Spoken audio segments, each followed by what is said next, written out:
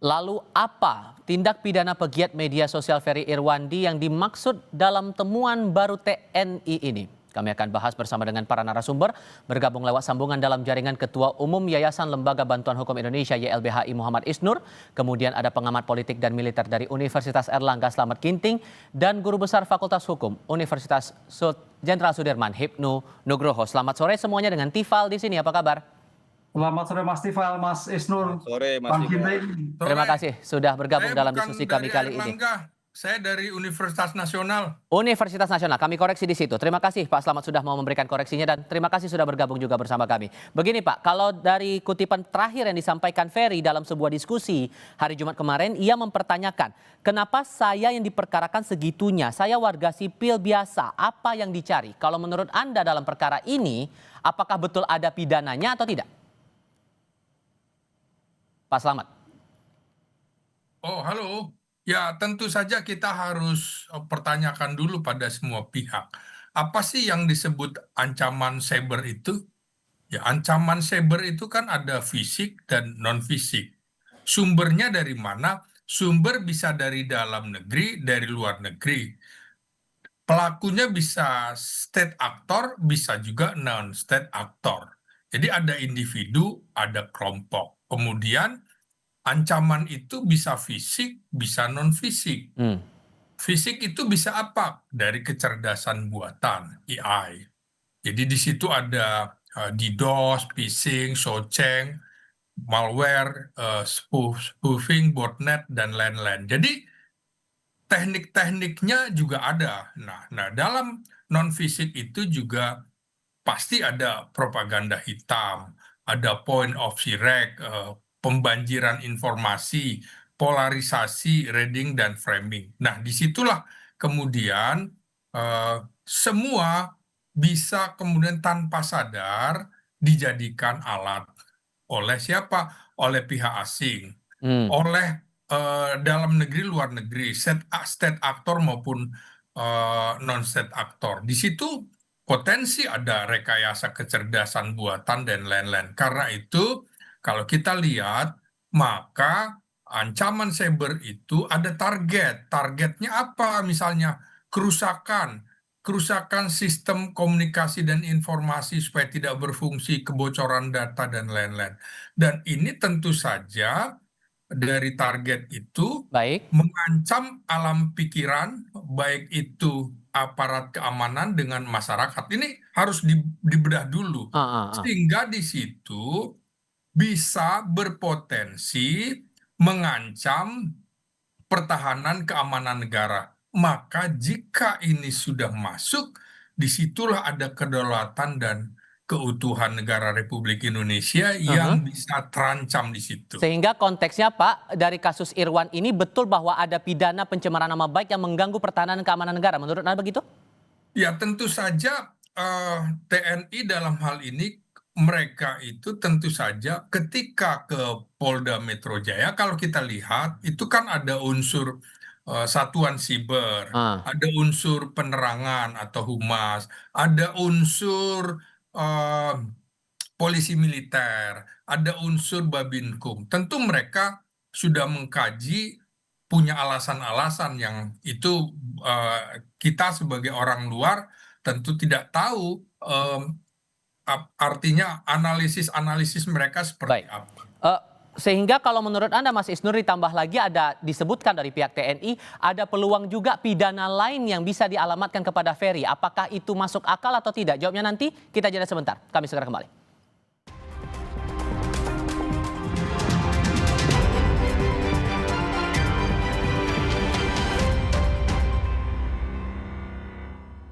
Sudah saatnya kita kembali ke kearifan lokal.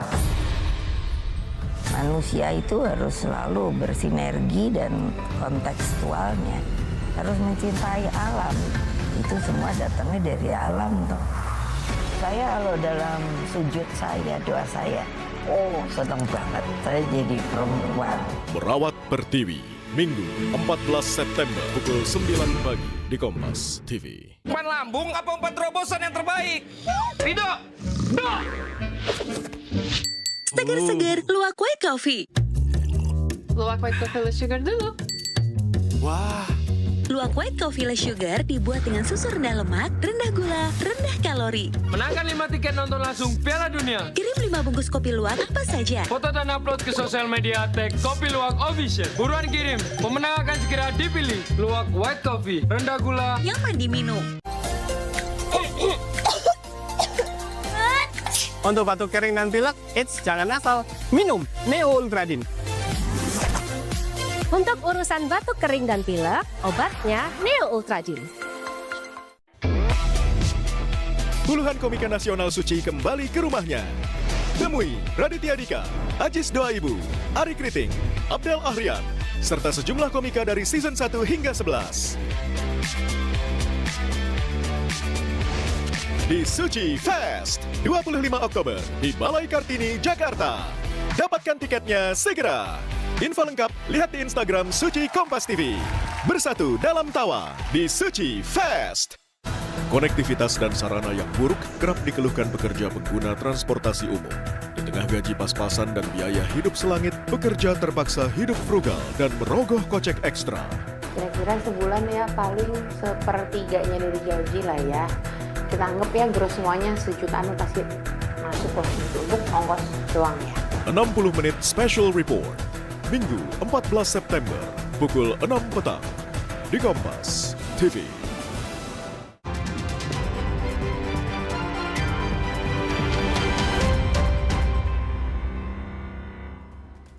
Masih bergabung dalam diskusi Muhammad Isnur dari LBHI, kemudian analis politik dan militer dari Universitas Nasional, Slamet Ginting, dan Hipnu Nugroho dari Universitas Jenderal Sudirman.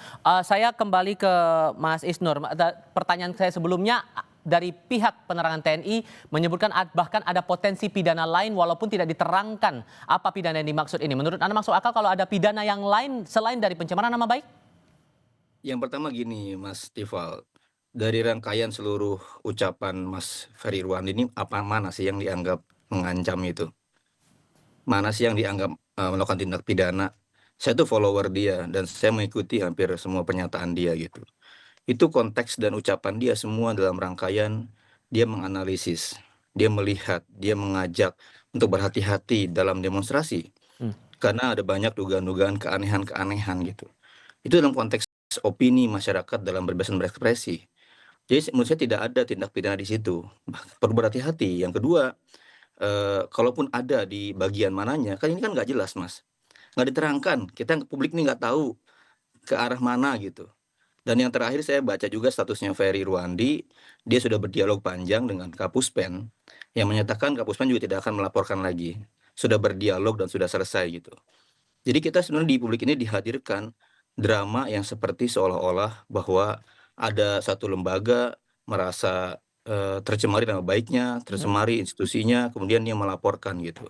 Menurut saya ini pendidikan yang kurang sehat bagi publik ya. Ketika ada publik berpendapat, publik menyatakan ekspresinya, publik menilai, kemudian direspon dengan pemidanaan, direspon dengan laporan ke polisi gitu. Oke. Padahal publik kan sebenarnya sudah sangat lama menghendaki kebebasan dan kehidupan kebangsaan yang bebas. Jadi saya sih tidak melihat sekarang upaya ke arah sana gitu. Sebaiknya memang tadi yang Pak Yusril bilang, selesaikan dengan dialog gitu. Dan sudah banyak juga kasus misalnya dulu ada pejabat publik melaporkan Fathia Haris ya. Ada pejabat publik melaporkan aktivis lingkungan di mana-mana dan rata-rata pengadilan membebasin mereka. Sehingga harusnya sudah clear bagian dengan dari- dialog itu tak perlu lagi dibawa ke ranah pidana, begitu poinnya? Ya nggak perlu gitu. Ini kan negara mempidanakan warga negaranya, udah nggak setara. Sekarang ada lembaga negara melaporkan lagi warga negaranya, itu makin nggak setara itu. Harusnya sekarang menurut saya sih TNI sudah banyak berubah ya. Dalam fase reformasi sejak tahun 2002 itu saja banyak melakukan banyak kebijakan gitu. Jadi harusnya hal ini ditanggapi dengan dingin. Ya orang kritik ya suruh jelasin apa masalahnya, bila perlu undang ya oleh Menko Polhukam, undang oleh Menko Kumham, apa temuan-temuan dari Mas Ferry dan kawan-kawan tentang kegelisahannya, tentang kekhawatiran negara ini gitu, tentang temuan-temuannya dalam demonstrasi kan penting kita undang. Pak Slamet, Anda mendukung pernyataan Pak Yusril juga bahwa untuk masalah antara TNI dengan Ferry ini lewat dialog saja, nggak perlu masuk ke ranah pidana? Nah, kan kita harus mendapatkan penjelasan yang detail. Kemarin saya kira apa yang dilakukan 4 perwira tinggi TNI ke Polda Metro Jaya itu kan mereka berkoordinasi, ya kan, kemudian berkonsultasi, bukan melaporkan. Ya, kita jangan terlalu melompat juga kan. Dari situ kemudian nanti kita tinggal menunggu ketika misalnya sebuah institusi tidak boleh melaporkan dalam hal nama baik.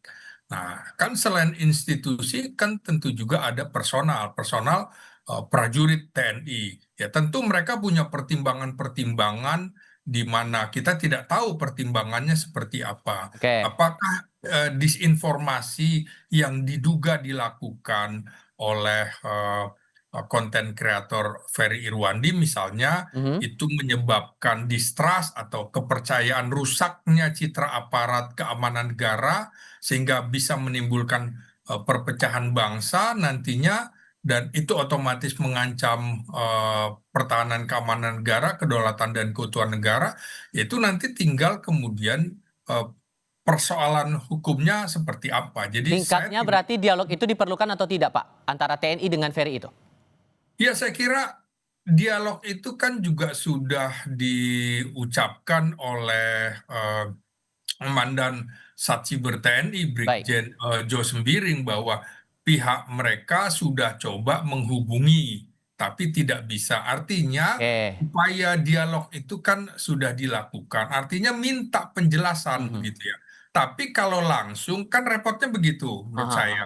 Oke. Kalau langsung nanti dikira intervensi atau TNI kok berbicara dengan warga sipil. Kalau kita lihat kegiatan-kegiatan siber TNI maupun siber Polri itu, Ya. mereka biasanya mengundang komunitas siber, mengundang Oke. wartawan untuk dialog. Itu dialog Di sudah situ poinnya. dilakukan. Oke.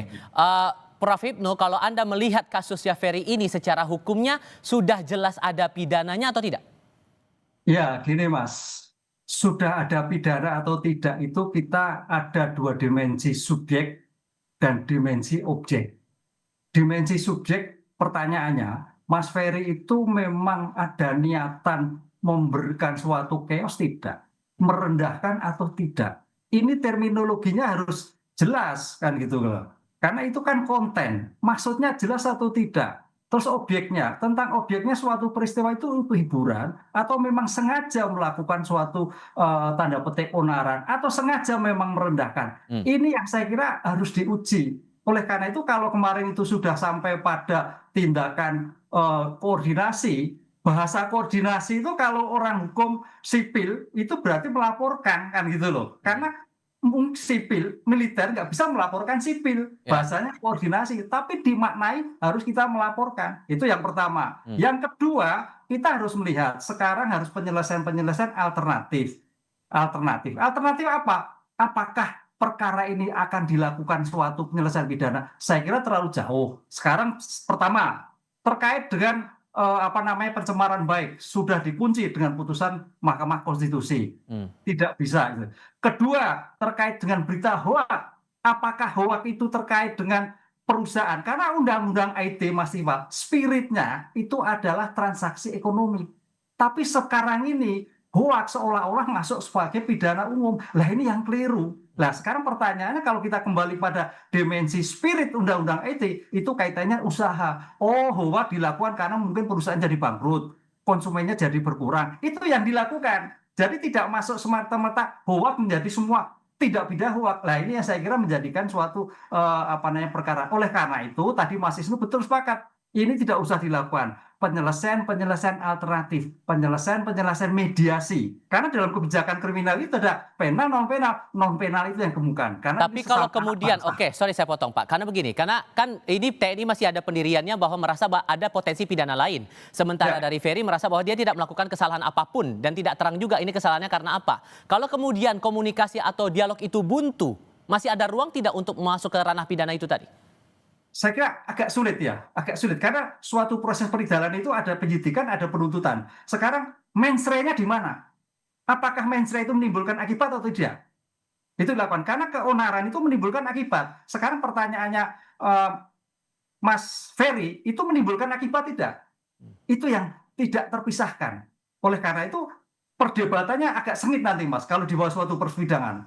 Dengan demikian dalam Polri pun agak juga enggan, karena ini dua dimensi yang berbeda. Dan ini kita lihat topiknya adalah situasi chaos, situasi tuntutan masyarakat, bukan sebagai tindak pidana yang berdiri sendiri, tapi ada rangkaian. Nah, ini yang saya kira harus kita lihat. Oleh karena itu kalau kebijakan sekarang itu sudah clear, saling koordinasi, saling menjadikan damai, saling memberikan suatu pengertian karena mungkin salah paham, itu jalan yang terbaik. Dan dialog ini jalan terbaik menurut Anda ya, Prof?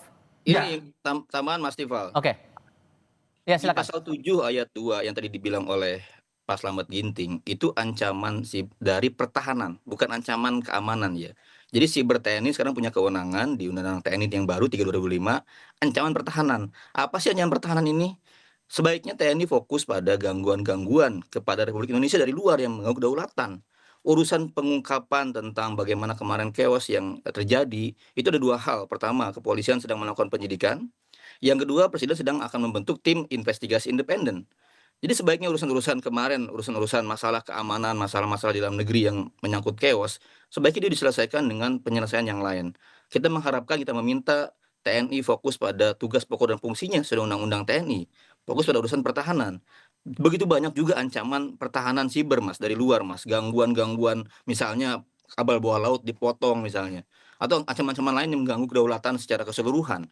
Jangan ngurusin Ferry Irwandi personal gitu. Ngapain sih? Oke. Jauh banget orang udah ngurusin kombat misil dan lain-lain, ini ngurusin Oke. Ferry Irwandi. Saya kasih. Ini sangat tidak elok menurut saya. Oke, singkat saja Pak Slamet merespon itu.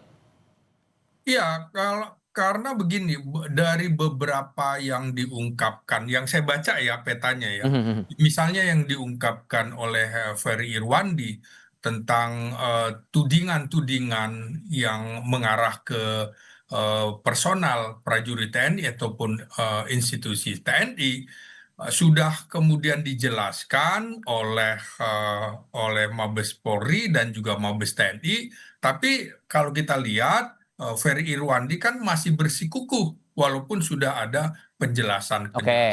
Kalau kemudian kita lihat dari tudingan-tudingan itu, malah keesokan harinya polisi menangkap kemudian Del Pedro yang bukan dari personil militer.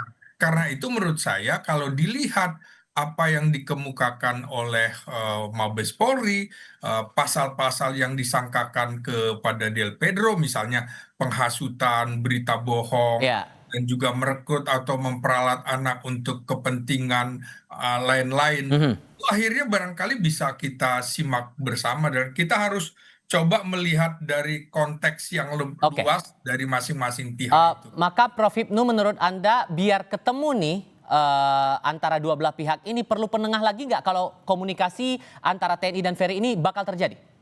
Ya, saya ini kalau komunikasi, ini kan masalah persepsi, masalah pemahaman. Oleh karena itu dalam ilmu hukum, penyelesaian non-litigasi, penyelesaian sebagai alternatif untuk penyampaian persepsi, itu sangat luar biasa. Jadi jangan sampai semua itu berujung pada litigasi. Dan ini pun agak sumir, menurut saya seperti itu, kan itu loh. Kalau memang litigasi oke silakan, tapi agak sumir. Tadi saya katakan kaitannya dengan pencemaran baik sudah tidak sulit. Kaitannya dengan hoax juga perlu melihat suatu bukti-bukti yang konkret. Jadi agak sulit, Mas. Karena kita lihat konteksnya tadi Pak Slamet, ini konteksnya dalam keadaan suatu chaos. Sehingga melihat sebagai persepsi, sebagai warga negara, kontrol. Ini kontrol, Mas. Jadi undang-undang itu, putusan MK itu kontrol.